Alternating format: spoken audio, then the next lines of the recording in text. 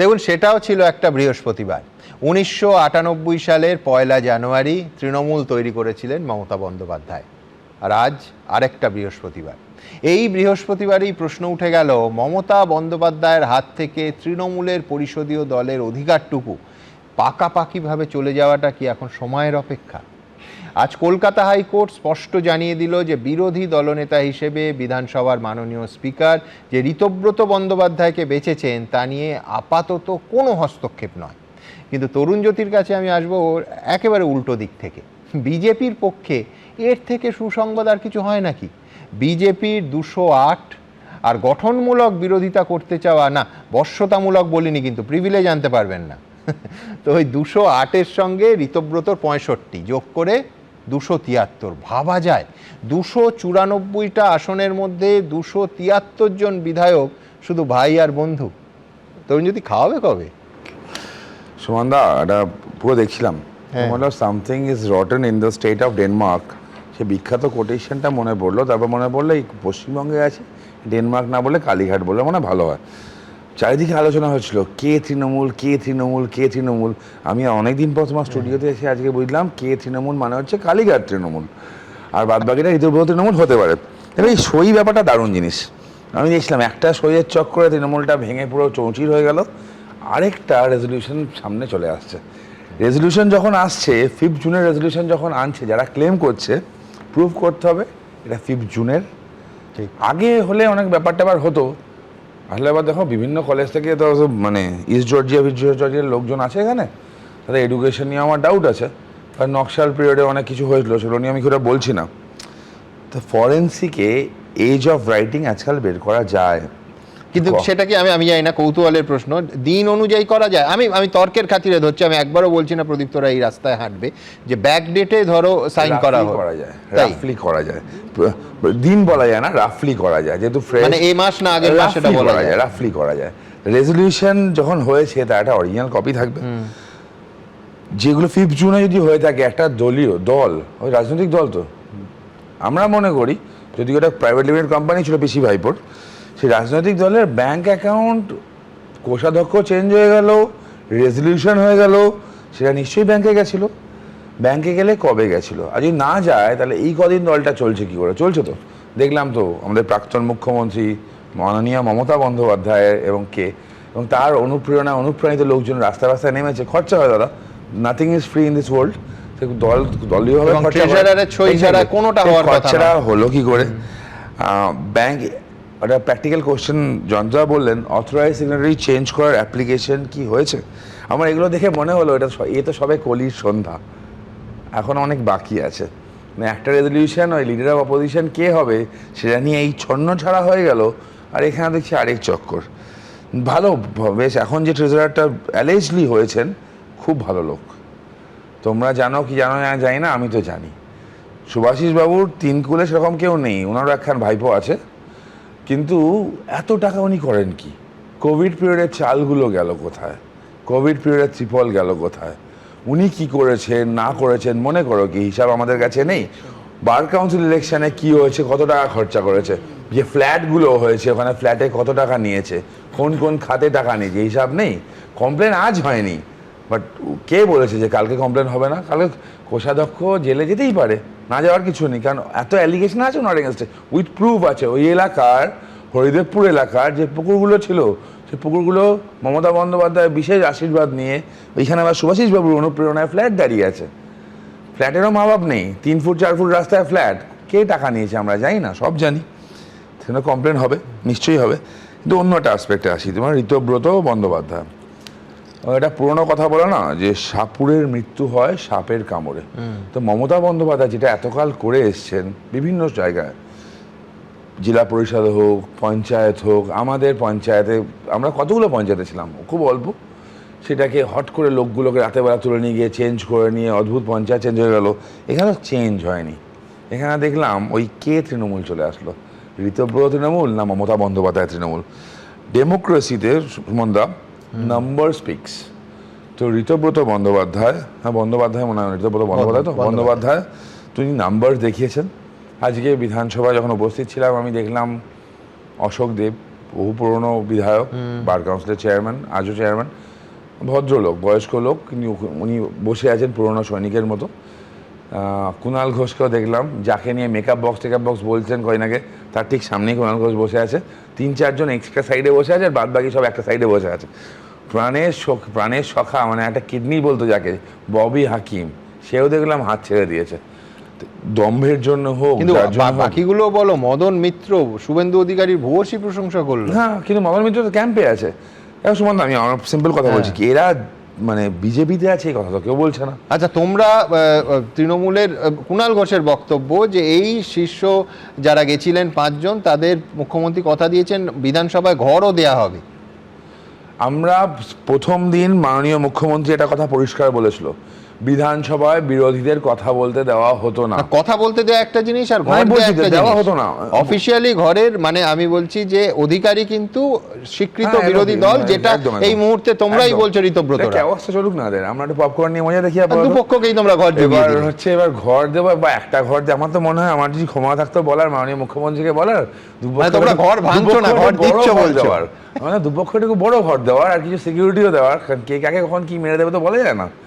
মারপিট করা অভ্যাসে আছে। কিন্তু এর বাইরেও গিয়ে বলছি, বিধানসভায় এখন সবার বলার অধিকার আছে, সম্মানের জায়গাটা আছে। যে বিধানসভায় মানুষরা লাইভ দেখতে পেত না, বিধানসভায় তাদের নির্বাচিত বিধায়করা আদৌ কিছু বলেন নাকি সাজগোজ করতে যান, বুঝতে পারতো না, সেটা এখন সুযোগ আছে। আদৌ যান কিনা সুযোগ পেতো না, লাইভ হওয়ার সুযোগ আছে। কে কখন বেরিয়ে গেল সেটা দেখানোর সুযোগ আছে। আশা করি আগামী দিনে সিস্টেমগুলো আরও আপগ্রেড হবে, যাতে গিয়ে হাজিরা দিয়ে টুক করে পালিয়ে যাওয়া সেটাও যেন না হয়। তো ওভারঅল সিচুয়েশনগুলো চেঞ্জ হচ্ছে। আমি আবার বলছি, এই তৃণমূলের যে ক্যাওয়াস, তো ওই কে তৃণমূল, কালীঘাট তৃণমূল না ঋতব্রত তৃণমূল, এটা বুঝে নি। কারণ প্রদীপ্তদারও কথা বলছেন, প্রদীপ্তদা চাকরি করেন তৃণমূলের দয়া, উনি চাকরিটা পাননি, ওনাকে আমি ব্যক্তিগতভাবে চিনি।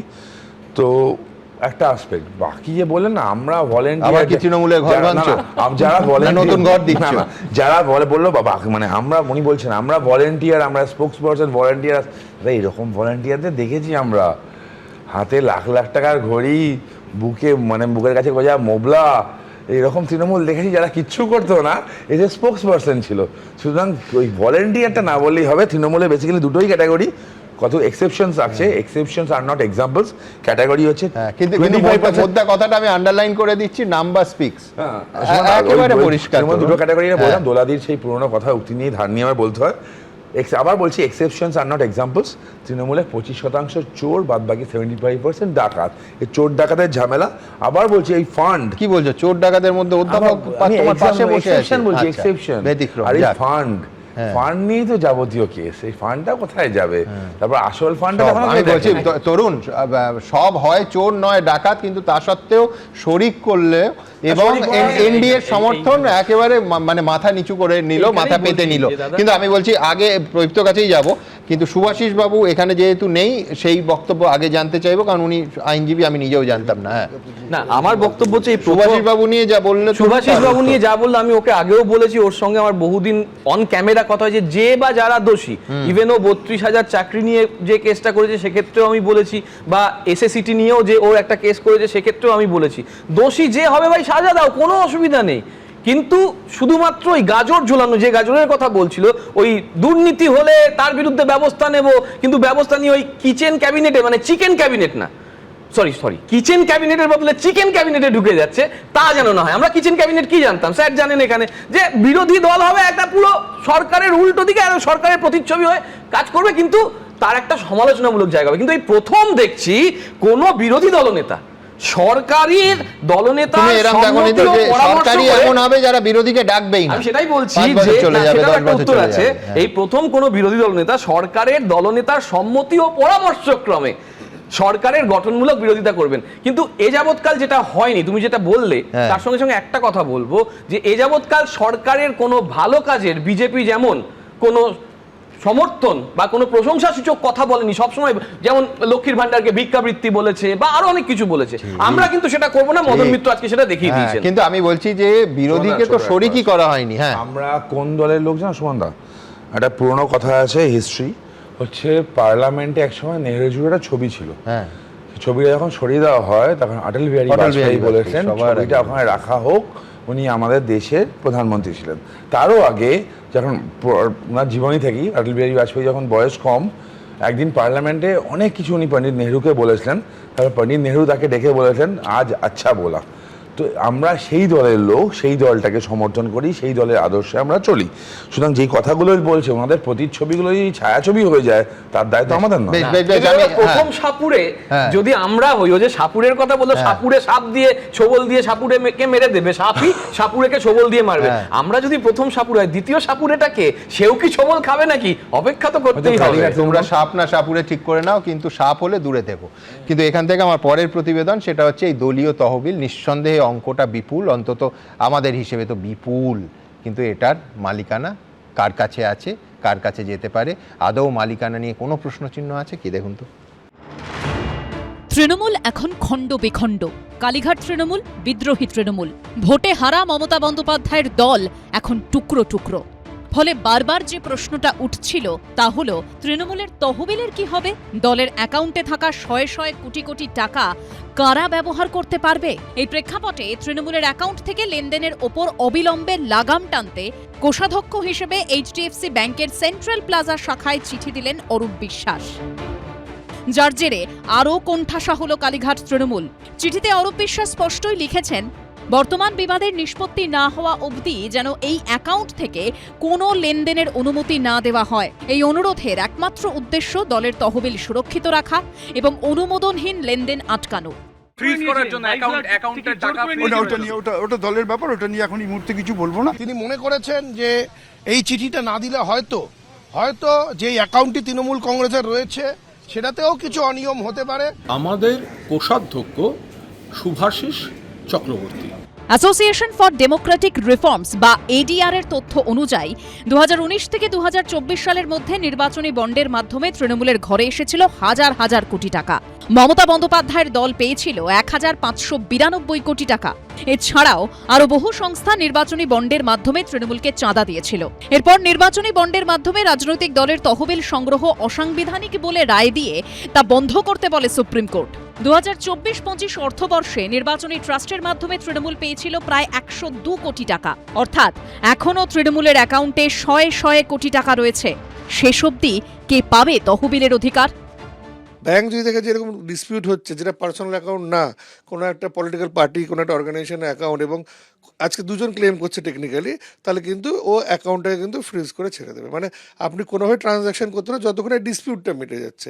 যদি টেকনিক্যালি দেখা যায় যে ক্লেম হয় যে অ্যাকচুয়ালি এই যে দলটাই অন্য কেউ যদি ক্লেম করছে, আমরা যেটা দেখতে পাচ্ছি বিভিন্ন জায়গায়, তাহলে কিন্তু ডেফিনেটলি সেই রেজলিউশনে প্রশ্নচিহ্ন থাকবে।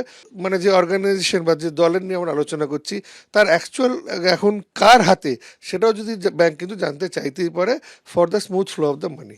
এই পুরো বিষয়টা অত্যন্ত সন্দেহজনক। অরূপ বিশ্বাসের নিজের বিরুদ্ধে অনেক দুর্নীতির অভিযোগ, তার থেকে নজর ঘোরানো, এবং তিনি তৃণমূল কংগ্রেস, কালীঘাট তৃণমূল কংগ্রেসকে বিপদে ফেলার জন্য এই চিঠি, এবং অন্য যে শিবির রয়েছে তৃণমূল কংগ্রেসের তাদেরকে একটা বার্তা দেওয়ারও এই চিঠি হতে পারে।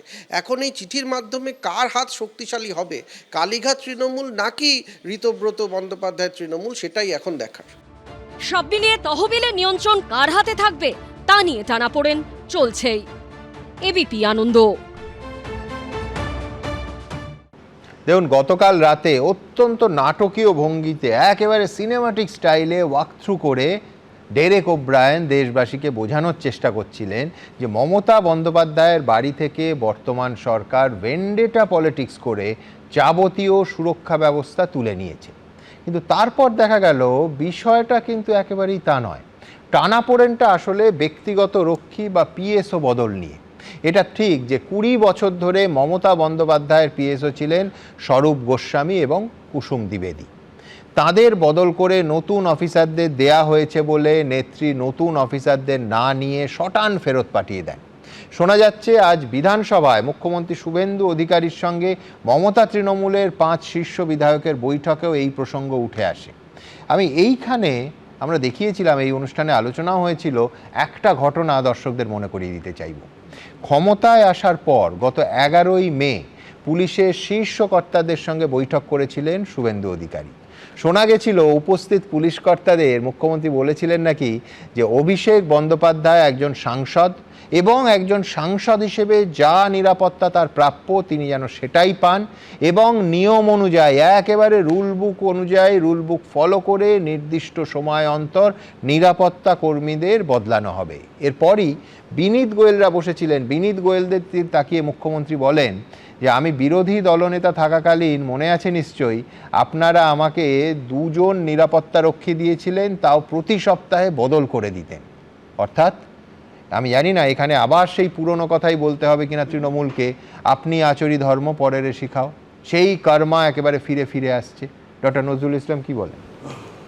দেখুন, আমি একটা কথা বলতে চাই যে আমাদের মুখ্যমন্ত্রীর বা অন্য মন্ত্রী বা প্রাক্তন মুখ্যমন্ত্রীর পার্সোনাল সিকিউরিটি অফিসার হিসেবে কাউকে নিয়োগ করা হয় না, নিয়োগ করা হয় পুলিশে। আচ্ছা, আর পুলিশের যারা অফিসার থাকেন, হ্যাঁ, কাকে পিএসও করা মানে হবে, কাকে কোন ডিউটিতে রাখা হবে, ইয়েস, আচ্ছা, এবং কতদিন রাখা হবে, হ্যাঁ, সেটা বদলির যে নিয়ম আছে সে অনুসারে হয়। আচ্ছা, যেমন আমি বলছি, কলকাতা এলাকার যদি কথা ধরেন, তাহলে এই যে কাকে নিয়োগ করা যাবে বা কাকে নিয়োগ করা যাবে না বা কতজন নিয়োগ করতে হবে, রাজ্য পুলিশে যেমন সেটা আইবি ঠিক করে, হ্যাঁ, কলকাতা পুলিশে সেটা এসবি ঠিক করে। আচ্ছা। আচ্ছা, এসবি এই সুপারিশ করার পর পোস্টিংটা আমি যখন ছিলাম কলকাতা পুলিশে, বছর 2 ডিসি হেডকোয়ার্টার ছিলাম, এই একদম ইন্সপেক্টর ছাড়া অন্য সব পুলিশ অফিসারদের ট্রান্সফার পোস্টিং ডিসি হেডকোয়ার্টার করে। আচ্ছা, এবং কে কোথায় কতদিন থাকবে তার একটা টার্মও আছে, কোথাও 2 বছর, কোথাও 3 বছর। আচ্ছা, তারপরে মানে এর একটা নির্দিষ্ট নীতি এবং নিয়ম আছে, পরিবর্তন করতে হবে। অতএব এখানে যে ব্যাপারটা আসছে, মমতা ব্যানার্জির কাছে যে তারা বলছেন যে এত বছর ধরে 2 জন লোক ছিল, এটাই বেআইনি, তাদের বদলি হওয়া। আমি নজরুল, আমি কাউন্টার প্রশ্ন করছি যে ধরুন এই তৃণমূলের সরকার, নিজস্ব সরকার ছিল 15 বছর, এই 2 জন ভদ্রলোক তারা অন্তত 20 বছর ধরে, আমি অন্তত দেখছি, তার আগেও হতে পারে, তাহলে সেই নিয়ম বামফ্রন্ট আমলেও মানা হয়নি, তৃণমূল আমলে নয়, না মানার একটা যুক্তি আছে যে উনি হেড অফ দ্য স্টেট, উনি মুখ্যমন্ত্রী, কিন্তু তার আগে বামফ্রন্ট সরকারও এটা মেনে নিয়েছিল। দেখুন, বামফ্রন্ট সরকার কিন্তু এগুলো মানতেন। আমি একটা উদাহরণ দিচ্ছি। আচ্ছা, আমি যখন ডিসি হেডকোয়ার্টার ছিলেন, কমিশনারের মাধ্যমে একজন মন্ত্রী একজন নির্দিষ্ট পার্সনকে তার কাছে পোস্টিং করার আবেদন করে, আমি সেটা অস্বীকার করি না। এরপরে সেই মন্ত্রী বুদ্ধদেব ভট্টাচার্য তখন ছিলেন মুখ্যমন্ত্রী এবং পুলিশ মন্ত্রী, তার কাছে অভিযোগ করেন, আমাকে কমিশনার পাঠান ওনার কাছে। আমি গিয়ে বলি সেই লোকটার সম্পর্কে, আমি বিস্তৃত বলতে পারবো না, জানেন আমার কনফিডেন্সিয়াল পোস্ট, এবং তারপরে বলি যে এটাকে পোস্টিং করা এই কারণে ঠিক হবে না। আচ্ছা, বুদ্ধদেব ভট্টাচার্য সেটা মেনে নেন এবং বলেন তাহলে করবেন না। অতএব বামফ্রন্ট আমলে কাউকে কখনো স্বস্তি দেননি না? না, স্বস্তি না, আমি যেটা ঠিক মনে করতাম সেটা করতাম। যেমন আমি ডিসি হেডকোয়ার্টার হিসেবে যখন ওখানে ডিডিতেও যখন ছিলাম, ডাকাতি সেলের অফিসারদের আমি ট্রান্সফার করে দিয়েছিলাম। তো কমিশনার একদিন এসে আমাকে বললেন যে তুমি সব পুরানো লোকদেরকে বদলি করে দিয়েছো, তাহলে কী করে ডাকাতি বন্ধ করার কাজটা তুমি করবে? আমি বললাম যে আপনারা তো আমাকে পোস্টিং করেছেন, যদি না করতে পারে আমাকে সরিয়ে দেবেন। বলে আমি এসব কথা বলতে পারবো না, তুমি তাহলে বলো। বুদ্ধদেব ভট্টাচার্য বলেছেন। তো আমি বললাম যে আমাকে তো বলেননি, আমি কি করে বলবো? আপনাকে বলেছে, আপনাকে বলতে হবে। উনি আমাকে নিয়ে গেলেন, তখন ওই কথাটা আমাকে বললেন যে বলছে যে ডাকাতি সেকশনে যারা কাজ জানা লোক ছিল তাদেরকে আপনি সরিয়ে দিয়েছেন কেন? আমি বললাম যে দেখুন, তারা 10টা ডাকাতি করায়, 2টো ডাকাতি ধরে, তাতে ডাকাতি বন্ধ হবে না। আমি একটা ডাকাতি কেস ধরবো, ডাকাতি বন্ধ হয়ে যাবে। উনি বললেন আপনি কি বলছেন, ওরা ডাকাতি করায়? তা আমি তখন এয়ারপোর্ট থানায় একটা ডাকাতি কেসের কেস নাম্বার দিলাম। আমি আন্দাজ করব আকুঞ্জি কেস, আকুঞ্জি কেসটা এরপরে ধরলাম আমি। আচ্ছা, এই যে লোকদের নতুন এনেছিলাম তাদেরকে দিয়ে ধরলাম। তো তখন আমি বললাম যে পুলিশে তো আপনি খবর নিতে পারেন, আপনি পার্টি, আপনাদের পার্টির স্ট্রাকচার ভালো আছে, খবর নিন যে এই ডাকাতিতে যে গাড়িটা ব্যবহৃত হয়েছিল সেটা যে অফিসারকে ট্রান্সফার করেছে তার স্ত্রীর নামে আছে কিনা, আমি খোঁজ রাখতাম, আমাকে লোকে খবর। হ্যাঁ হ্যাঁ হ্যাঁ এই প্রসঙ্গে যদিও আমি নজির দেওয়ায় বিশ্বাসী না, কিন্তু তোমার মনে আছে স্বর্গত পঙ্কজ দত্তর, তিনি রিটায়ার্ড আইজি ছিলেন, তিনি একজন সিকিউরিটি পেতেন, ততদিনে পঙ্কজ দা টার্গেট হয়ে গেছেন। পঙ্কজ দার সিকিউরিটি কিছু না জানিয়ে তুলে নেওয়া হয়েছিল, বদলের কথা বাদ তুলে নেওয়া হয়েছিল। আমরা মহামান্য কলকাতা হাইকোর্টে গেছিলাম এবং মহামান্য কলকাতা হাইকোর্টে তৎকালীন অ্যাডভোকেট জেনারেল তিনি অ্যাপিয়ার করেছিলেন রাজ্য সরকারের হয়ে, কি এত দায় ছিল। তারপর তারা সিঙ্গেল বেঞ্চে হেরে ডিভিশন বেঞ্চে গেছিলেন এবং ডিভিশন বেঞ্চ মানে সিঙ্গেল বেঞ্চের রায় বহাল রেখেছিলেন এবং বলেছিলেন ওনাকে ওনার সিকিউরিটি ফিরিয়ে দাও। আজকে তুমি একটা কথা বললে কর্ম, আমার খুব ভালো লাগলো শুনে যে হয়তো সেই কর্ম আজকে তাকে হাড়ে হাড়ে টের পাওয়াচ্ছে, মানে কর্মফল। আমি বলছি নজরুল দা, আপনারও তো সিকিউরিটি তুলে নেওয়া হয়েছিল। আমার পঙ্কজ দত্তের আগে থেকে সিকিউরিটি দেওয়া হয় না, অনেকবার আবেদন করেছি, কোনো উত্তর দেয় না। এই সরকার চেঞ্জের পর দেবে কিনা আমি জানি না, কিন্তু আমি এখন আর আবেদন করিনি। মানে উনার যখন সিকিউরিটি তুলেছে তারও আগে থেকে আমার সিকিউরিটি। আমি একটা জিনিস বুঝলাম যে নজরুল দার নেমসেক বিদ্রোহী কবি ছিলেন, আর এই নজরুল ইসলাম বিদ্রোহী অফিসার। হ্যাঁ, অদ্ভুত। মানুষের বয়স বাড়লে আমরা বাচ্চাদের মতো হয়ে যায়, অনেকে দেখেছি, বায়না বেড়ে যায়, ছেলে মানুষই আরম্ভ হয়। আচ্ছা, উনি এক্সিএম, উনি সিকিউরিটি পাবেন, নর্মাল। আমার ওই লোকটাকেই চাই, আমার ওই ব্যক্তিটিকেই চাই। হোয়াট ইজ মোর ইম্পর্টেন্ট, তার সিকিউরিটি? এই কতগুলো লোককেই রেখে দিতে হবে, এদেরকেই চাই। এখান থেকে ট্রাস্ট লেভেল তৈরি হয় তো, 20 বছর যদি সঙ্গে সেখানে দুর্নীতিও আসে। ট্রাস্ট লেভেল ওটাই যে তারা দুর্নীতির হিসাবটা জানে। যেমন নাম করে বলতে পারি, ওই শান্তনু বিশ্বাস না কিছু না, মমতা বন্দ্যোপাধ্যায় বাড়িতে খিচুড়ি রান্না করতো, এটা কি ছিল? এইরকমই এই সিন্ডিকেটটা ছিল। প্রদীপ্ত না, দেখুন কোথায় কি সিন্ডিকেট ছিল নিশ্চয়ই বেরোবে, এবং আরও পুরনো সিন্ডিকেটও বেরোবে, 16 থেকে 21 অব্দি যেসব সিন্ডিকেট আছে সেগুলোও বেরোবে। ওই দল ভাঙানো নিয়ে যেসব সিন্ডিকেট চলতো 5টা ডিস্ট্রিক্টে, সেগুলোও বেরোবে। আমি জানি সেই অনুপ্রেরণা তো যে করেছে তারা তো ওখানে, উদয়ন গুহ যদি অনুপ্রেরণায় করেন তাহলে উদয়ন গুহ তো জেলে আছেন, ফলে তাপস রায়ের বাড়িতে 24 সালে। আমি বলছি যে বেসিক আমরা যে প্রশ্নে ছিলাম, যে পিএসও দেয়া হয়েছে, পছন্দ হয়নি এবং তার পক্ষে বিপক্ষে যুক্তি আছে। সুরক্ষার অফিসাররা বলেন যে একটা নির্দিষ্ট সময় চেঞ্জ করতেই হয়, নয়তো সমস্ত তথ্য তাদের কাছে চলে আসে। আবার উল্টো দিকে যুক্তি হচ্ছে ট্রাস্ট লেভেল। কিন্তু ঘটনা ঘটলো এইটা, আর আমি গোটা দেশের লোককে দেখালাম যে মমতা বন্দ্যোপাধ্যায়কে এই সরকার সুরক্ষা দেয়নি, সুরক্ষাহীনভাবে রেখেছে। এখনো তো ক্যামেরায় রয়েছে, এখনো ক্যামেরায় রয়েছে। ডেরেক ওব্রায়ান কি দেখিয়েছে একদম পরিষ্কার ক্যামেরায় রয়েছে। আমি এক্ষুনি একবার দেখাই যে কালকে কি দেখানো হয়েছে, কি ঘটনা। আবার বলছি, পক্ষে বিপক্ষে যুক্তি থাকতেই পারে। দেখুন, মমতা বন্দ্যোপাধ্যায়ের নিরাপত্তা অফিসার বদল নিয়ে উত্তাল রাজনীতি। বুধবার সোশ্যাল মিডিয়ায় এই ভিডিও পোস্ট করেন Derek O'Brien. There is no policeman here. This is the gate. I'm inside with her. Now there's a gate. 2 or 3 have been kept behind, now at the back. This is highly risky. আজকে 7টা নাগাদ মমতাদির PSO যারা আছে 3 জন প্রায় 20 বছরেরও বেশি, যখন উনি first MP হয়েছিলেন, ওদের 7টার সময় অফিসে ডাকা হয়েছে। আর আমাদের যা খবর, দে হ্যাভ বিন রিমুভড। 20 বছরের পিএসও তুমি সরিয়ে দিয়েছো, 3, 4, 5 জনকে পাঠিয়েছো অচেনা রাত 9টায়। তৃণমূলের এই অভিযোগ ঘিরে শুরু হয় চাপানুতো। এই পরিস্থিতিতে বৃহস্পতিবার বিধানসভায় মুখ্যমন্ত্রী শুভেন্দু অধিকারীর সঙ্গে বৈঠক করলেন কালীঘাট তৃণমূলের 5 বিধায়ক। আলোচনায় উঠে আসে মমতা বন্দ্যোপাধ্যায়ের নিরাপত্তার প্রসঙ্গ। সূত্রের খবর, মুখ্যমন্ত্রী শুভেন্দু অধিকারীর সঙ্গে বৈঠকে বিষয়টি তোলেন বেলেঘাটা তৃণমূল বিধায়ক। ফলে মমতা বন্দ্যোপাধ্যায়ের নিরাপত্তা বিঘ্নিত হবে বলে সরব হন তিনি। প্রাক্তন মুখ্যমন্ত্রী মমতা বন্দ্যোপাধ্যায়ের এই যে নিরাপত্তা সংক্রান্ত বিষয়টা দুর্ভাগ্যজনক এবং অবাঞ্ছিত, এটা ঠিক নয়। মমতা বন্দ্যোপাধ্যায় 7 বারের সাংসদ, 4 বারের কেন্দ্রীয় মন্ত্রী, 2 বারের রেলমন্ত্রী, 3 বারের মুখ্যমন্ত্রী। এটা সৌজন্যের খাতিরে ইনফর্ম করারও উচিত ছিল। তবে কাল রাত্রে ওনার বাড়িটা খুব একটা নিরাপত্তাহীন অবস্থায় চলে গেছিল। তবে এ বিষয়ে বাড়তি কোনো কথা এই মুহূর্তে আর বলবো না। পিএসওরা কি আজীবন থাকবে নাকি? পিএসও পরিবর্তন করা হয়েছে, তাতে এটা তো সিস্টেম, সেই সিস্টেমের মধ্যে করা হয়েছে। কিন্তু 20 বছর যদি থাকেন, তিনি 20 বছর কি করেছিলেন তারও তদন্ত করা উচিত। প্রাক্তন মুখ্যমন্ত্রী হিসেবে Z+ ক্যাটাগরির সুরক্ষা পান মমতা বন্দ্যোপাধ্যায়। ত্রিস্তরীয় নিরাপত্তায় থাকে কমব্যাট ফোর্স, হাউস গার্ড ও কনভয়। প্রশাসন সূত্রে স্পষ্ট জানিয়ে দেওয়া হয়েছে তার পর্যাপ্ত নিরাপত্তা আছে। ওইখানে সিকিউরিটি আছে, আমাদের সিকিউরিটি বাইরে ডিউটি করছে। মমতা ব্যানার্জি 15 বছর বাংলার মানুষকে বিপদের মুখে ঠেলে দিয়েছে।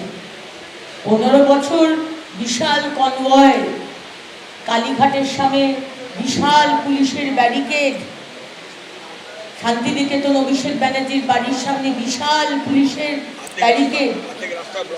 কম অত্যাচার করেননি।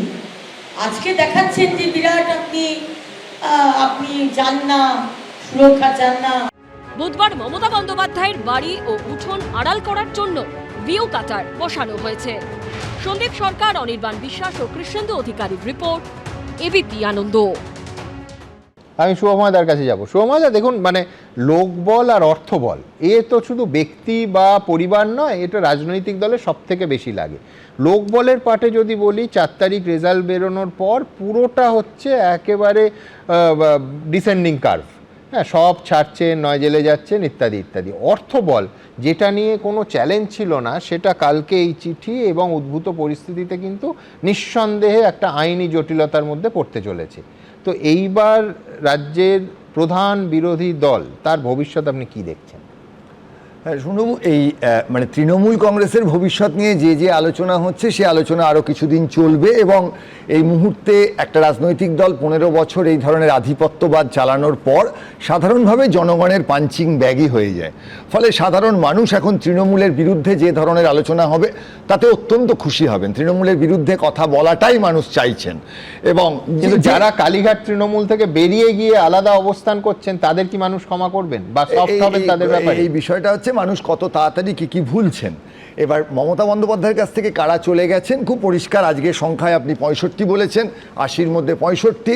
ওদিকে আমাদের লোকসভায় 29-এর মধ্যে 28 জন জীবিত, একজন বসিরহাটে মারা গেছেন, তার মধ্যে 20 জন মতন চলে গেছেন।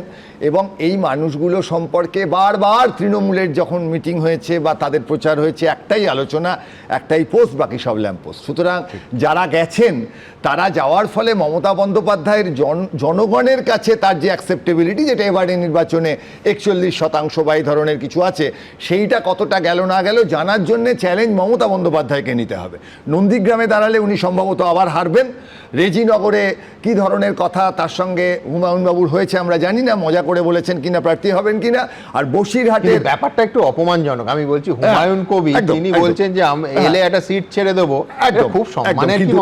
কিন্তু বসিরহাট লোকসভা নির্বাচন আছে সুমনবাবু, মানে ইন্দিরা গান্ধীর ক্ষেত্রে তো 77-এর পর 78-এ যে ঘটনা ঘটেছিল চিকমাগালুরে, সেই রকম একই ধরনের ঘটনা। বসিরহাটে 7টা কেন্দ্রে ভোট হয়েছে, 5টা কেন্দ্রে বিপুলভাবে তৃণমূল জিতেছে। ফলে মমতা বন্দ্যোপাধ্যায় যদি ভারতবর্ষে বা পশ্চিমবঙ্গে নতুন ইতিহাস সৃষ্টি করতে চান, তার কাছে ইতিহাস সৃষ্টি করার জায়গা যে নেই এমনটা নয়। এবং সেইখানে একটা যেটা সুবিধা হবে, সেটা হচ্ছে তৃণমূলের সাইনিং অথরিটিকে। তৃণমূলের তো প্রথমেই সই টই নিয়েই তো গণ্ডগোল এখন। অর্থাৎ অরূপবাবু সই করতেন কি করতেন না। এবং অদ্ভুত, আমি দেখলাম প্রদীপ্ত বলার সময় প্রথমে বলল প্রদীপ্ত জানে না কে সিগনেটারি, যদি রেকর্ডিংটা থাকে। তারপর বলল যে ও জানে যে আমরা কেউ জানি না, সেটা প্রদীপ্ত কি করে জানলো। এবং তারপর বলল প্রদীপ্ত শুনেছে যে সুভাষিস দা সিগনেটারি। এই কথাগুলোর মধ্যে একটা দান্দিক বিষয় আছে এবং সেই জায়গাটা বুঝতে হবে। অর্থাৎ তৃণমূল কংগ্রেসের এই যে একটা কোয়ান্টাম স্টেট, কে যে সই করে কে করে না, আদেও তারা সই করে কি করে না, এইবার হচ্ছে আপনি যে মানে প্রশ্ন হচ্ছে তৃণমূল কংগ্রেসের ব্যাংক অ্যাকাউন্টে তো অনলাইন পাসওয়ার্ডও থাকবে। এবার তৃণমূল কংগ্রেসের যে টাকা 1592 কোটি, আমি তো সেদিন দেখলাম তরুণী একজন তার আগের বিধায়কের দেখাচ্ছে 1240 কোটির সম্পত্তি ফেসবুকে, আরো বেশি। যাই হোক, মানে একজন বিধায়কেরই। ফলে এই যে 1592 কোটি, যেটা তার ফ্রিজ হলো কি না হলো, তৃণমূলের খাটের তলায়, পাটের খেতে, মাঠের পাশে, ঘাটের ধারে, কাঠের বাক্সে, গাঁটের ঝুলিতে, ছাতের চিলেকোঠায়, ভাতের হাঁড়িতে, রাতের অন্ধকারে, যে মোটামুটি হিসেব করলে কয়েক লক্ষ কোটি টাকা আছে, সেই জায়গার হিসেব আমরা যতদিন করতে থাকবো ততদিন কিন্তু বারবার যে মুশকিলটা হবে সেটা হচ্ছে, তরুণজ্যোতি একটু আগে যে রাজনৈতিক নেতার কথা বলল, জওহরলাল নেহেরু, অটল বিহারী বাজপেয়ী বা বুদ্ধদেব বাবুর কথা, সেই কথাগুলোও যেমন ফিরে আসবে না, সেই সঙ্গে তরুণজ্যোতিদের প্রশ্ন করার সময়ও কমে যাবে। তৃণমূল ভাঙছে, আপ ভাঙছে, শিবসেনা ভাঙছে, সমাজবাদী পার্টি ভাঙছে 2/3 হবে, এটা কতটা গণতন্ত্র রাখছে, এই প্রশ্নগুলো আমরা করতে পারছি না। কারণ তৃণমূল এতটা নিচে নামিয়ে দিয়ে গেছে আমাদের পশ্চিমবঙ্গের রাজনীতিকে যে আমরা এখনো বিজেপির সামনে প্রশ্নগুলো তুলতে পারছি না। বিধানসভায় যখন ক্যামেরা থাকবে প্রশ্ন তো তরুণ জ্যোতিদের দিকে যাবে। আমরা তো যারা এতদিন ক্ষমতায় ছিল তো চলে গেছে, মিটে গেছে, ফলে নতুন শাসকদের কাছে প্রশ্ন করার জায়গাটাই এখনো আসছে না। তৃণমূল কংগ্রেস এত গোলমাল পাকিয়ে গেছে এখন, মানে সেই যে বারবার যে আলোচনা হচ্ছে, এই যে অকৃতজ্ঞ মেসি যিনি গিয়ে হ্যাট্রিক করছেন এবং একই সঙ্গে চিঠি পাঠাচ্ছেন যে তার সঙ্গে খুব বিরক্তিকর আচরণ করা হয়েছে, এই অকৃতজ্ঞ মেসিদের তৈরি করে গেছে তৃণমূল কংগ্রেস। একদম বিশ্ব ইতিহাসে তারা যে কন্ট্রিবিউশন করে গেছে, এখান থেকে বেরিয়ে এসে ভারতবর্ষের রাজনীতি, সিবিএসইর পরীক্ষায় কি হচ্ছে, নিট ভালোভাবে হবে কিনা, এই আলোচনা, সিরিয়াস আলোচনায় ঢুকতেই দিচ্ছে না তৃণমূল কংগ্রেস। এটাই আমাদের কাছে সবচেয়ে বিপদের জায়গা। বেশ, আমি এইখান থেকে শুভময়দার কথা সূত্র ধরে দুটো জায়গা আপনাদের একটু মনে করিয়ে দিই। এক হচ্ছে, আমি খুব মন দিয়ে এই চিঠিটা পড়েছি। দেখুন, এইখানে এই চিঠিতে অরূপ বিশ্বাস লিখছেন যে এআইটিসির কোষাধ্যক্ষের দায়িত্ব পালন করার সময় হিসেব এবং আর্থিক বিষয়ে অসঙ্গতির অভিযোগ নিয়ে আমি যথেষ্ট এর আগে দুর্ভোগে পড়েছি এবং বিভিন্ন কর্তৃপক্ষের হয়রানির শিকার হয়েছি। কেউ ভাবতেই পারেন যে এটা কোন ঘটনা। একেবারে আপনাদের মনে থাকবে 2024-এর ফেব্রুয়ারি মাসে অ্যালকেমিস্ট চিটফান্ড মামলায় তৃণমূলের কোষাধ্যক্ষ হিসেবে অরূপ বিশ্বাসকে ইডি তলব করেছিল এবং অ্যালকেমিস্ট চিটফান্ডের অ্যাকাউন্ট খতিয়ে দেখে জানা গেছিল 2014-র পর তৃণমূল প্রচারে যে হেলিকপ্টার ব্যবহার করেছিল, ইডির মতে সেই হেলিকপ্টারের খরচ বাবদ প্রায় 2 কোটি টাকার লেনদেন হয়েছিল। অরূপ বিশ্বাসকে, আবার বলছি, এই তথ্য যাচাই করার জন্য ইডি তৃণমূলের কোষাধ্যক্ষ হিসেবে ডেকে পাঠায়। আমি বিস্তারিত পরে আসব, কিন্তু তার আগে যেটা কথা হলো যে বিধানসভার ছবিটা আজকে কলকাতা হাইকোর্ট, বিধানসভার মাননীয় স্পিকার রথীন্দ্র বসু যে সিদ্ধান্ত নিয়েছেন, অর্থাৎ বিরোধী দলনেতা শোভনদেব চট্টোপাধ্যায় নন, ঋতব্রত বন্দ্যোপাধ্যায় হবেন, সেই বিষয়ে কোনো হস্তক্ষেপ করল না কলকাতা হাইকোর্ট। দেখুন, বিধানসভায় বিরোধী দলনেতা নিয়ে হাইকোর্টে ধাক্কা খেল কালীঘাটপন্থী তৃণমূল। বিরোধী দলনেতা পদে বহাল রইলেন ঋতব্রত বন্দ্যোপাধ্যায়। কোনো অন্তর্বর্তী নির্দেশ জারি করল না হাইকোর্ট। ভোটে ভরাডুবির পর তৃণমূলের সর্বভারতীয় সাধারণ সম্পাদক অভিষেক বন্দ্যোপাধ্যায় বিধানসভা স্পিকারকে চিঠি দিয়ে জানিয়েছিলেন বিরোধী দলনেতা হিসেবে শোভনদেব চট্টোপাধ্যায়কে বেছে নেওয়া হয়েছে। এরপর বিধানসভা স্পিকার নির্দেশ দেন যে বৈঠকে শোভনদেব চট্টোপাধ্যায়কে বিরোধী দলনেতা হিসেবে মনোনীত করা হয়েছে, সেই বৈঠকের প্রস্তাব বিধায়কদের সই সহ বিধানসভায় জমা দিতে হবে। সেই মতো বিধায়কদের সই সহ একটি চিঠি পাঠান অভিষেক বন্দ্যোপাধ্যায়। সেখানে 70 জন বিধায়কের সই ছিল, কিন্তু তার মধ্যে একাধিক সই জাল বলে অভিযোগ ওঠে। এরপর বিদ্রোহী তৃণমূল বিধায়কদের সমর্থনে বিরোধী দলনেতা হন ঋতব্রত বন্দ্যোপাধ্যায়। তাতে সম্মতি জানান বিধানসভা স্পিকারও। এরপরে স্পিকারের সিদ্ধান্তের বিরোধিতা করে হাইকোর্টের দ্বারস্থ হন শোভনদেব চট্টোপাধ্যায়। সেই মামলায় বৃহস্পতিবারের শুনানিতে কোনো অন্তর্বর্তী নির্দেশ দিলেন না বিচারপতি কৃষ্ণ রাও। জুলাই মাসে এই মামলার পরবর্তী শুনানি আছে। দেখুন, বিধায়কের সমর্থনের সংখ্যা বাড়ছে এবং যারা যারা সমর্থন আমাদেরকে দিচ্ছেন সেই চিঠিও আমরা মাননীয় স্পিকারকে দিচ্ছি। যেই উদ্দেশ্য নিয়ে এই ব্লকটাকে তৈরি করেছে, যেটা প্রিন্সিপাল অপোজিশন, আমরা সেটাকে নিয়ে এগিয়ে যাব। আমরা বিরোধী দলনেতার নাম শোভনদেব চট্টোপাধ্যায়। মানুষের দরবারে বাংলার রাজনীতিতে সেটাই এস্টাবলিশ থাকবে।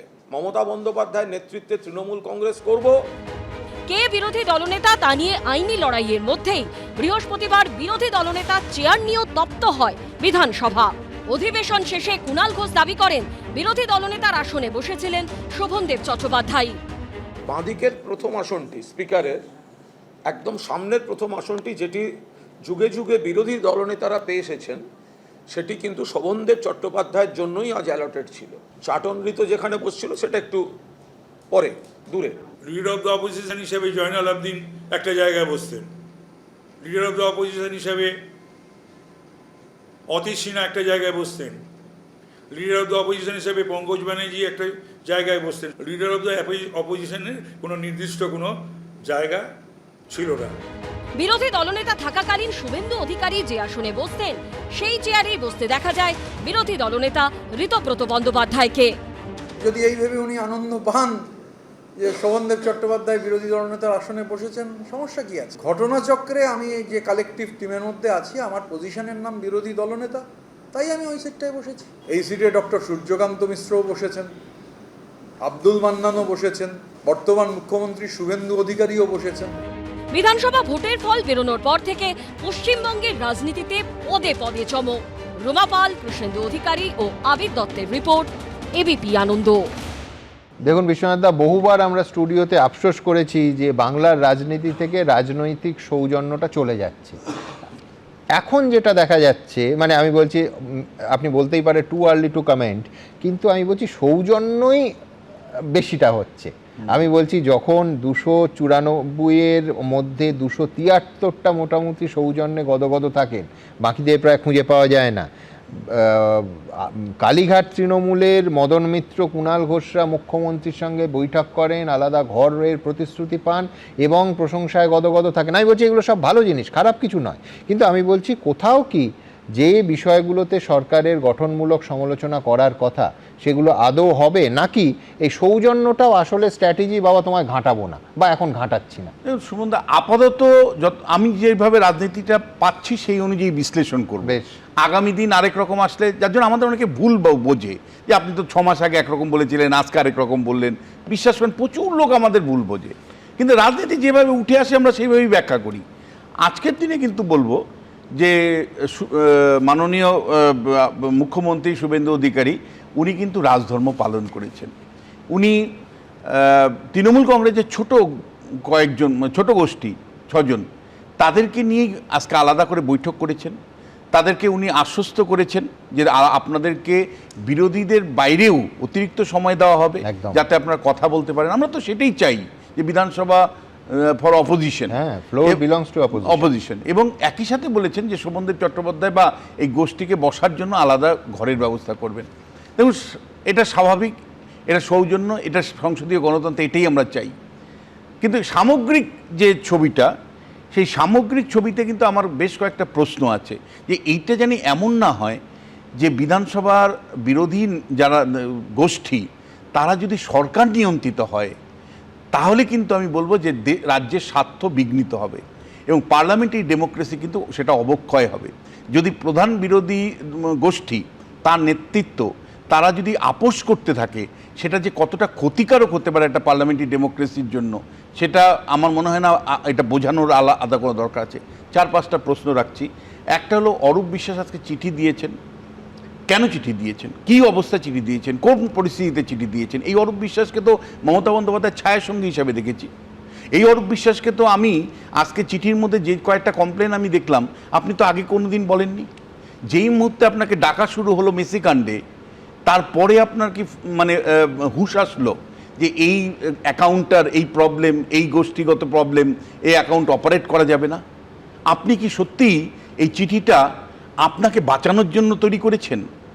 আপনি কি কোনো সওদা করে এই চিঠিটা তৈরি করলেন?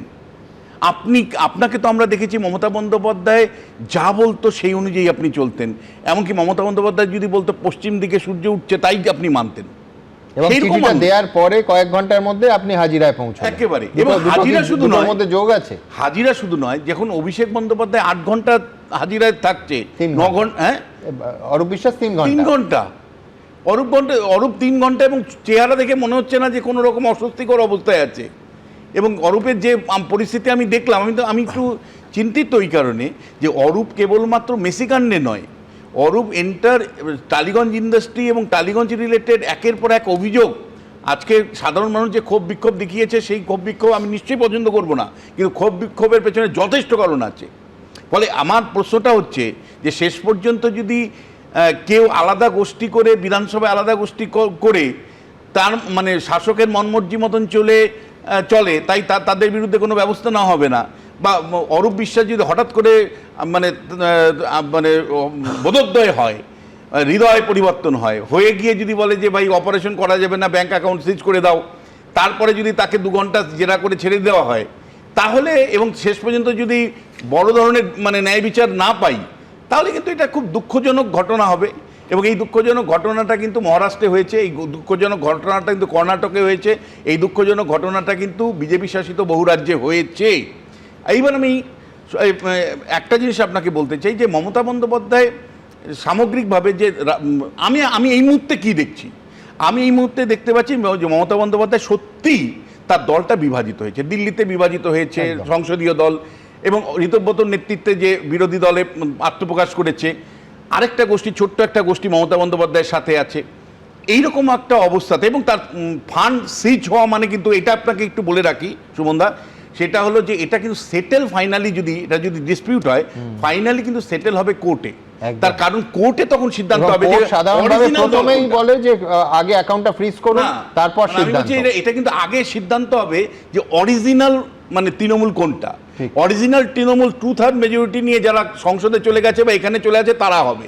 ফলে সেই ক্ষেত্রে কিন্তু প্রবাবিলিটি থাকবে যে মমতা বন্দ্যোপাধ্যায়ের হাত থেকে কিন্তু এই ফান্ডটা বেরিয়ে যেতে পারে, এবং হয় সিজ করে মানে ফিজ করে রেখে দিল, অথবা যতক্ষণ পর্যন্ত মানে যদি সেটেল হয় যে 2/3 মেজরিটি মানে ঋতব্রতদের সাথে আছে, ঋতব্রতরাই অরিজিনাল তৃণমূল কংগ্রেস, তাহলে কিন্তু ফান্ডের অধিকার তারা। মমতা বন্দ্যোপাধ্যায়ের এইটা যেমন একটা দিক। এবার ভবিষ্যৎ নিয়ে বলি, গতকালও মমতা বন্দ্যোপাধ্যায় বেরিয়েছিলেন হকারদের প্রশ্নে। আমি কিন্তু বলবো যে এর পরেও ঋতব্রত যতটা লোক জড়ো করতে পারবেন, মমতা বন্দ্যোপাধ্যায় কিন্তু তার থেকে বেশি করেছেন। অবশ্যই ক্ষয়িষ্ণু মমতা বন্দ্যোপাধ্যায়, আগামী দিন আদতেও তিনি দাঁড়াতে পারবেন এই মানে এরকম অবস্থা আমি এখনও দেখতে পাচ্ছি না।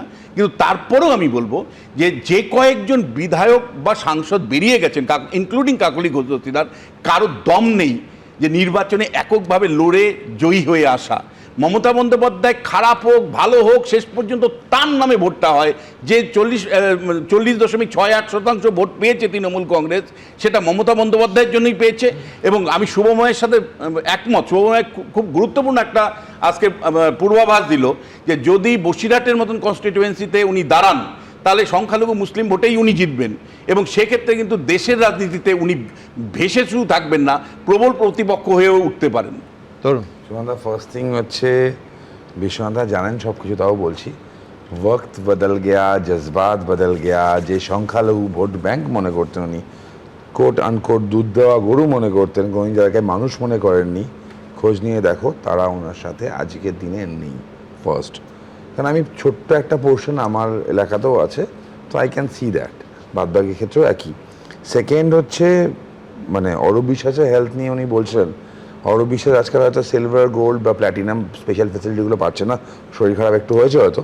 তো জয়দা মারা গেছে না, তো আমাদের জয়দা বেঁচে থাকলে খুব খুশি হতেন। জয়দা কতগুলো কথা বলতেন, আমি আজ ক্যামেরার সামনে বলতে পারবো না। জয়দা যদি বেঁচে থাকতেন খুব খুশি হতেন, কতগুলো কথা তিনি বলতেন জীবনের শেষের দিকে দুঃখে। আর এই 2000 কোটি টাকা ফান্ড তৃণমূলের, দাদা কাউন্সিলরদের কাছে আছে এর থেকে বেশি টাকা। তৃণমূল 2000 কোটি টাকা দিয়ে কী হবে? এটা ছোট কাউন্সিলরের 2000 কোটি টাকা আছে। আমি পাশে আমার প্রযুক্তটা আছে একই এলাকার, দেবরাজ চক্রবর্তী, এটা কাউন্সিলর দাদা, 2000 কোটি টাকার বেশি টাকা ওর কাছে আছে। ওর আরো ছোট একটা আছে রাখাল বলে একটা 300-400 কোটি টাকা ওর কাছে আছে। তুমি এখন বিধায়ক সত্যিকারের, এবং মানুষ তোমাকে ভোট দিয়ে জিতিয়েছেন, এই যে স্টেটমেন্টগুলো দিচ্ছ এর করেসপন্ডিং একটা মানুষের কাছে তো 2000 কোটি টাকা থাকার কথা না। তা আমরা কতদিনের মধ্যে এক্সপেক্ট করতে পারি যে আজকের বিজেপি সরকার তৃণমূলের এমএলএদের না নিয়ে এই কাজগুলো তাড়াতাড়ি জানাবে মানুষকে? আরেকটা তার সঙ্গে জুড়ে দিই তরুণ, একটা হচ্ছে যে এক হচ্ছে যারা বিধায়ক হয়েছেন তাদের একটা বড় অংশ তো 65-র মধ্যে চলে গেছেন, যারা হননি তারা একেবারে স্পষ্ট শিবির বদল করছেন, যতটা রূঢ় ভাষায় আগের মমতা বন্দ্যোপাধ্যায়ের নেতৃত্বকে আক্রমণ করা যায় করছেন। আমি বলছি, তোমার কি মনে হয় যে এই বেনজল যদি বিজেপিতে ঢোকে বা কাছাকাছিও আসে, সেটা বিজেপির পক্ষেও মারাত্মক নয়? একটা কথা মনে রাখে, আমার মনে আছে, অন্তত আমার ব্যক্তিগত মনে আছে, আমার দলেরও মনে আছে, 321 জনের মধ্যে 30 জনের বোঝা তো আমার কাঁধে আছে। অন্তত 30টা বডিকে কাঁধে করে তো আমি নিয়ে গেছি। মাঝখানে আমরা খালি নাম বলতে পারতাম না, নাম্বার বলতাম। বাচ্চা ছেলেগুলো মানে আমার রিপন দাস ছোট্ট ভাই, আমাদের বাপিদার ছেলে, তার চোখের দিকে তাকানো যেত না, ত্রিলোচন মাহাতোর পরিবারের দিকে তাকানো যেত না। তো এই ছেলেগুলোকে আমাদের মনে আছে। শুধু মারা যায়নি, তারপর অপবাদ দেওয়া হয়েছে, যা খুন করে মারলো, পরিবারের সঙ্গে অশান্তিতে আত্মহত্যা হয়েছে। এই চলেছে। সব দস্যু সব রত্নাকর বাল্মীকি হয় না, ঠিক সব রত্নাকর বাল্মীকি হয় না। এরা কেউ কিন্তু বিজেপিতে আসেনি, এবং যার যার হিসাব, আমি না স্বর্গ নরকে বিশ্বাস করি, আমি শুধু যার যার হিসাবটা এখানেই মিটিয়ে যেতে হবে। হ্যাঁ, আমরা করবো না হিসাব, ভগবানের বিশ্বাস করি, ভগবানের হিসাব। ঠিক বললো শুধু আমি তরুণকে বলবো, তরুণ তোমাদের একের পর এক কর্মীরা অভিযোগ করতো বাপি হালদার আজকে তোমাদেরকে মানে এনডিএ কে সমর্থন করছে।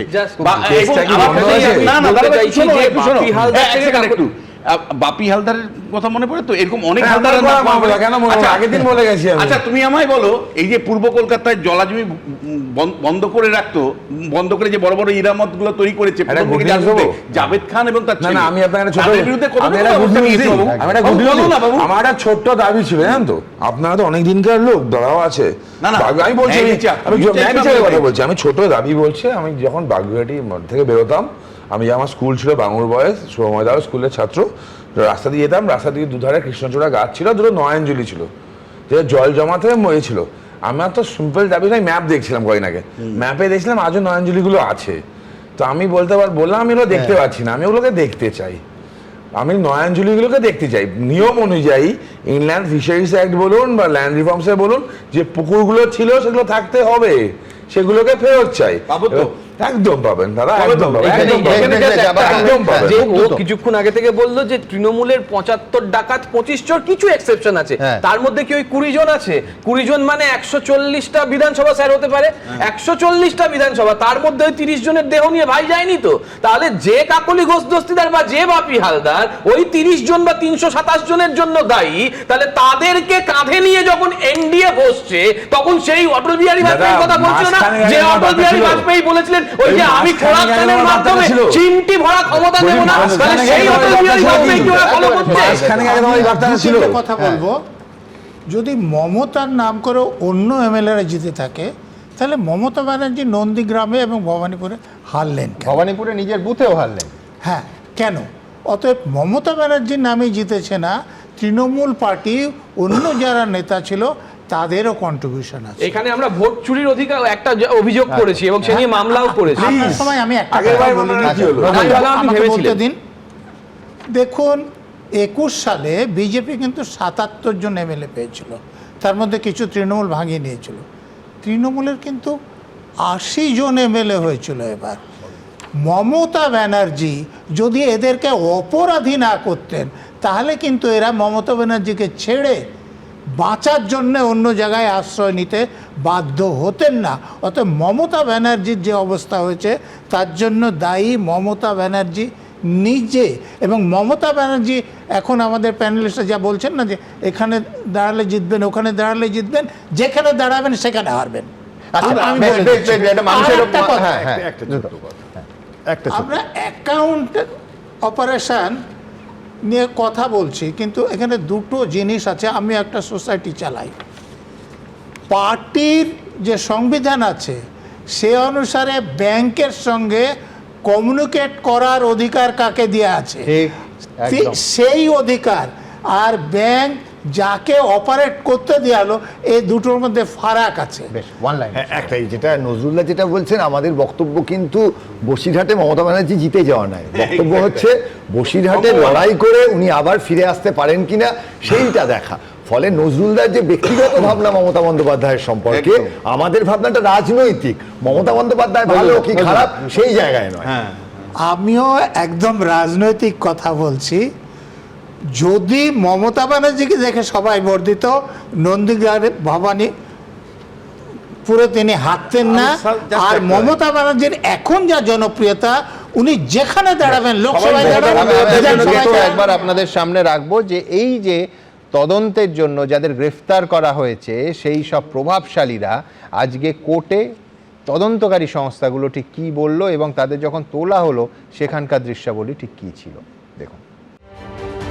কেউ প্রাক্তন মন্ত্রী, কেউ কলকাতার প্রাক্তন বড় চেয়ারম্যান, কেউ প্রাক্তন মন্ত্রীর ভাই, কাউকে গ্রেপ্তার করা হয়েছে পুরী থেকে, কেউ পুলিশের জালে ধরা পড়লেন কলকাতায়।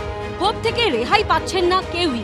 বুধবার কলকাতার ফুলবাগানের বাড়ি থেকে প্রাক্তন উত্তরবঙ্গ উন্নয়ন মন্ত্রী উদয়ন গুহকে গ্রেপ্তার করে পুলিশ। বৃহস্পতিবার তাকে নিয়ে যাওয়া হয় দিনহাটায়। তাকে যখন থানায় নিয়ে যাওয়া হয়, তখন বাইরে চলছে বিক্ষোভ।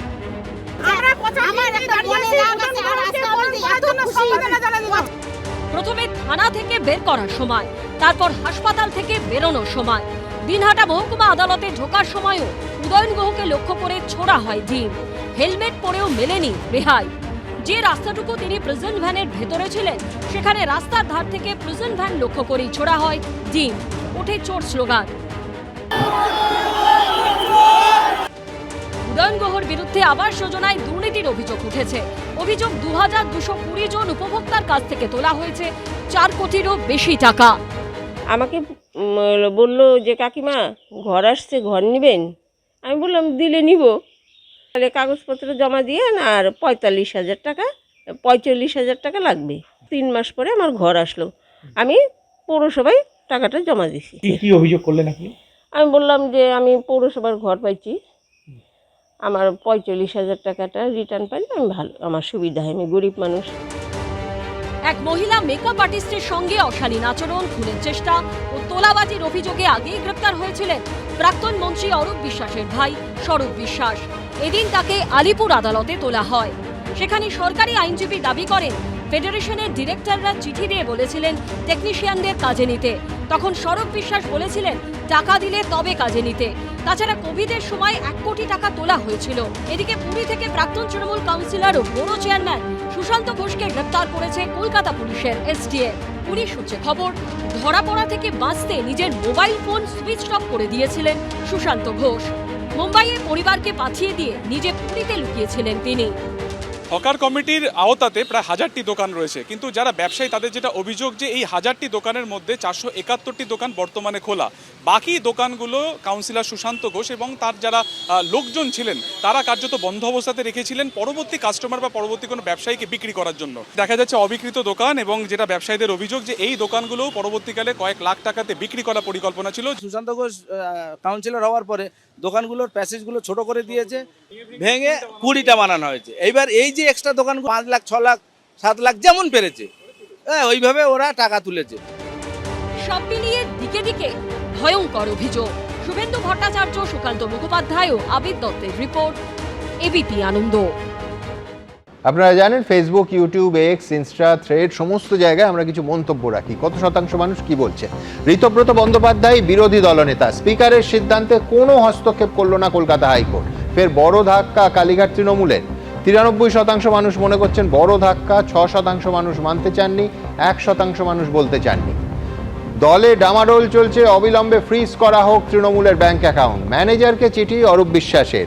এতে কি বড় ধাক্কা খেলো কালীঘাট তৃণমূল? 88% মানুষ বড় ধাক্কা মনে করছেন, 10% মানুষ মানতে চাননি, 2% মানুষ বলতে চাননি। মেসি কাণ্ডে অবশেষে অরূপ বিশ্বাসকে 3 ঘন্টা জেরা, কিন্তু কলকাতার এই কলঙ্ক কি আদৌ কোনোদিন মোছা যাবে? মোছা যাবে মনে করছেন মাত্র 8% মানুষ, 91% মানুষ মনে করছেন কখনো মোছা যাবে না, বলতে চাননি 1%। সরাসরি মন্তব্যে আসবে সুভাষিস রায়। তিনি লিখছেন আর্জেন্টিনার যেটা আনন্দে অরূপ বিশ্বাস মহাশয় গর্ত থেকে বেরিয়ে এসেছেন। বিদ্যুৎ নায়ক লিখছেন বিপুল তহবিলের দিকে লোলুপ দৃষ্টিতে তাকিয়েছিলেন যে কজন নেতা, তারাও এবার হতাশ হয়ে দল ছাড়বেন। কৃষ্ণচন্দ্র ভর লিখছেন সকলেই যখন দলনেত্রীর থেকে মুখ ফিরিয়ে নিচ্ছে তখন তহবিলের মোহ ত্যাগ করাই শ্রেয় নয় কি? অতীশচন্দ্র ভাওয়াল লিখছেন আগে দল গেল, এবার কি তহবিল? কালীঘাট তৃণমূল এখন কার্যত সর্বশান্ত। শর্মিষ্ঠা দত্ত লিখছেন তৃণমূলের ব্যাংক অ্যাকাউন্ট ফ্রিজ করে টাকার উৎস নিয়ে তদন্ত হোক।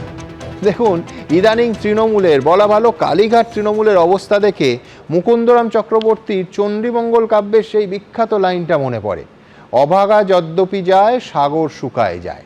প্রথমে ভোটে হার, তারপরে বাঘা বাঘা নেতাদের গ্রেফতারি, আবার এ রাজ্যের একটার পর একটা মামলার ডাক তো ছিলই। এবার মধ্যপ্রদেশে অভিষেক বন্দ্যোপাধ্যায়ের গ্রেফতারি পরোয়ানার ওপর থেকে স্থগিতাদেশ তুলে নিল সে রাজ্যের হাইকোর্ট। আবার কল্যাণ বন্দ্যোপাধ্যায় তো প্রকাশ্যেই নেত্রীকে আলটিমেটাম দিলেন, হয় অভিষেক নয় তিনি একজনকে বাঁচতে হবে। পরে অবশ্য তিনি নরম হয়েছেন। এই সব টানাপোড়েন নিয়ে একটু মশকরার জন্য কেস দেবেন না প্লিজ। দেখুন, কেস দেবেন না প্লিজ।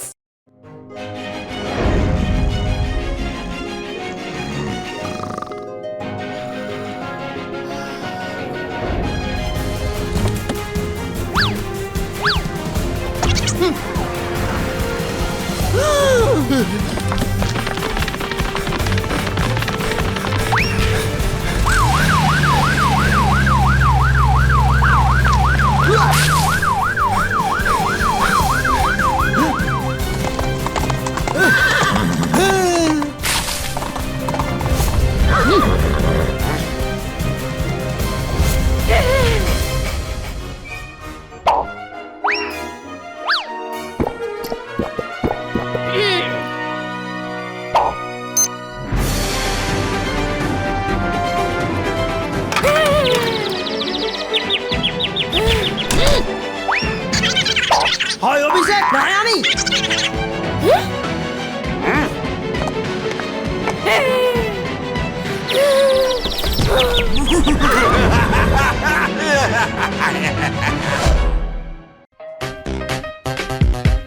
কিস দেবেন না প্লিজ।